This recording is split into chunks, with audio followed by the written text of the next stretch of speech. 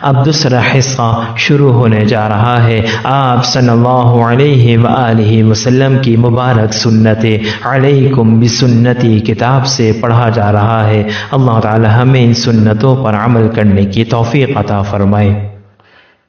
عنوان یہ چل رہا ہے گھر سے باہر آ جانے کے بعد کی سنتیں۔ گھر سے باہر آ گئے، اب کون کون سی سنت پر عمل کرنا ہے، اس کا عنوان ہے، یہ عنوان ہے، اس کے تحت مختلف سنتیں ہیں۔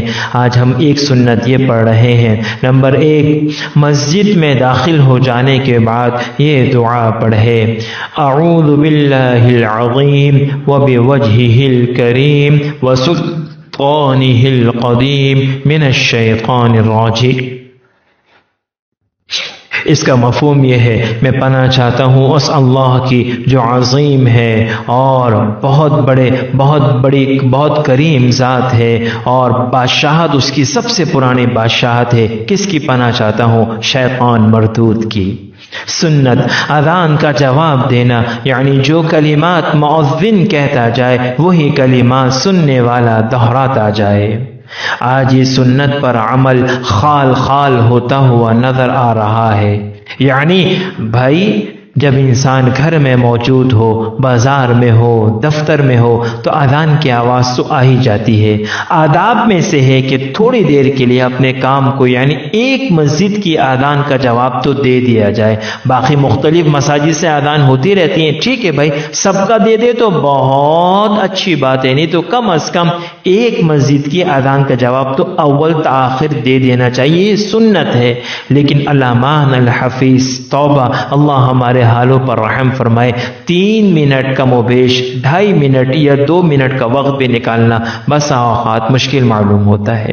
گفتگو وہی جاری رہتی ہے، کام کاج وہی جاری رہتے ہیں، گھروں کے برتن دھونا، مائیں بہنیں روٹی پکانا، ساری چیزیں وہی جاری رہتی ہیں۔ پھر گلہ کرتے ہیں، پھر شکوہ کرتے ہیں ہماری اولاد میں دین نظر نہیں آ رہا، ہمارے بیٹوں میں، ہماری بیٹیوں میں شعور نہیں پیدا ہو رہا۔ ارے بابا، شعور تمہارے اندر نہیں پیدا ہو رہا تو اس کو کیسے منتقل کیا جائے گا اولاد کے اندر؟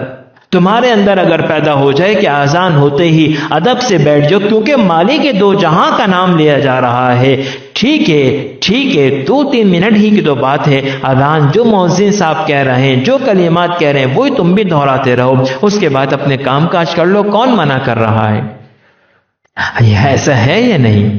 اس لیے ہمیں جاگنے کی ضرورت ہے، اس سنت کو زندہ کرنے کی ضرورت ہے، اور اس کا طریقہ آسان سا ہے، وہ یہ کہ جو کلمات مؤذن صاحب کہتے جائیں وہی کلمات دہراتے جائیں۔ مثال، ابھی عشاء کی اذان ہونے کو ہے، چند منٹ کے بعد انشاءاللہ الرحمن اذان یوں کہی جائے گی، اللہ اکبر اللہ اکبر۔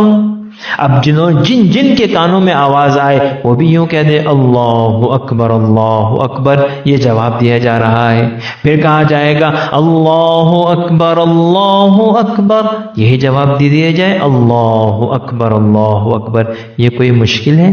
اس میں کوئی محنت لگ رہی ہے؟ اس میں کوئی روپیہ لگ رہا ہے؟ کوئی توانائی خرچ ہو رہی ہے؟ بلکہ اس میں تو اور ثواب مل رہا ہے، اور اللہ سے قرب بڑھ رہا ہے، اور اللہ کی نزدیکی بڑھ رہی ہے۔ کاش کہ ہمارا یہ ماحول بن جائے، گھر گھر کا بن جائے، خاندان کاروباری مراکز کا بن جائے، گلی محلوں کا بن جائے، پتہ چلے کہ ہاں یہاں کوئی کام ہو رہا ہے، یہاں کوئی لوگ کام کر رہے ہیں، کیا مطلب اذان کا جواب دے رہے ہیں، یہ فرمایا جا رہا ہے۔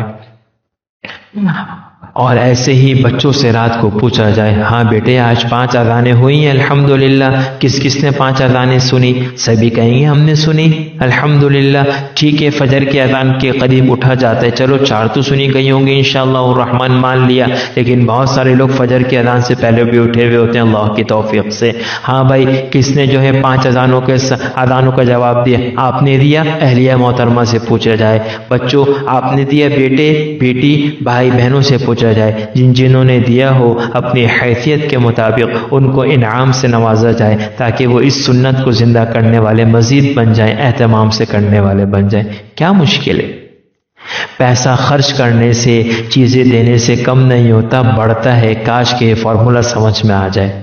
فرمایا مگر جب مؤذن حی علی الصلاۃ اور حی علی الفلاح کہے تو ان دونوں کلمات کے جواب میں سننے والا یوں کہے لا حول ولا قوت الا باللہ. دو دفعہ کہا مؤذن صاحب نے حی علی الصلاۃ، لا حول ولا قوت الا باللہ، لا حول ولا قوت الا باللہ. پھر حی علی الفلاح کا اس موقع پر بھی یہی کہنا چاہیے. کون سی مشکل بات ہے؟ اور فجر کی اذان میں الصلاۃ خیر من النوم. آج اگر پوچھا جائے، سوال مقصود نہیں ہے، ویسے ایک بات کہی جا رہی ہے، الصلاۃ خیر من النوم کا بیٹے بھائی ذرا مطلب تو بتا دو، ترجمہ بتا دو، مفہوم بتا دو کیا ہے. لیکن ایک عمومی بات کہی جا رہی ہے، کیا اس کا مفہوم واضح ہوتا ہے؟ اور اگر کہا جائے نہیں پتا، ایک سوال ہوگا نہیں پتا، تو اگلی بات معلوم کیوں نہیں کیا، پتا کیوں نہیں کیا، پوچھا کیوں نہیں؟ بس اگر آج اتنی فکر پیدا ہو گئی ایک کلمہ گو مسلمان کو، اللہ کے بھروسے پر یہ بات کہی جا رہی ہے، زندگی انشاءاللہ الرحمن بہتر سے بہترین کی طرف آ جائے گی. تو اس کے جواب میں کہنا ہے صدقت و بررت، صدقت و بررت، آپ نے سچ کہا اور آپ نے جو ہے آپ کو نیکی ملے. صدقت، آپ نے سچ کہا اور آپ کو جو ہے وہ نیکی ملے اس کام کا جو آپ نے کیا، یعنی فجر کی اذان کہی ہے. سنت، اذان ختم ہو جانے کے بعد درود شریف پڑھیں. جون سا بھی درود شریف پڑھ لیا جائے، نماز والا یا کوئی اور دعائے وسیلہ پڑھے. اس کے پڑھنے والے کے لیے شفاعت حلال ہو جاتی ہے. دعائے وسیلہ یہ ہے. دعائے وسیلہ آسان لفظوں میں اذان کے بعد کی دعا. سوال کر سکتے ہیں کوئی طالب علم، دعائے وسیلہ کیوں کہا جاتا ہے؟ اس میں وسیلے کا لفظ آیا ہے اور اس میں اللہ تعالیٰ سے جو ہے وہ سوال کیا جا رہا ہے کہ آپ صلی اللہ علیہ وآلہ وسلم کے وسیلے سے ہمیں یہ عطا فرما، آپ صلی اللہ علیہ وسلم کو یہ عطا فرما. تو اس لیے اس کو دعائے وسیلہ یا اذان کے بعد کی دعا کہی جاتی ہے. پورا پروجیکٹ یوں ہے، نمبر ایک اذان کا جواب دینا، دوسرا کام اذان کے بعد درود شریف پڑھنا کوئی سا بھی یا نماز والا، نمبر تین دعائے وسیلہ یعنی اذان کے بعد کی دعا. اس سارے کام میں کم و بیش 3 سے 4 منٹ لگ سکتے ہیں اور 5 اذان میں 5 چوک 20 منٹ لگیں گے. ایک کلمہ گو مسلمان کو 20 منٹ نکالنے ہی چاہیے، بڑے کام کی بات ہے.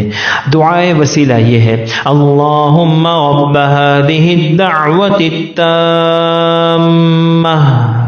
والصلاة القائمة آت محمدا الوسيلة والفضيلة وبعثه مقاما محمودا الذي وعدته. رواہ البخاری. بخاری شریف میں ان کلمات کے ساتھ دعائے وسیلہ اذان کے بعد کی دعا منقول ہے.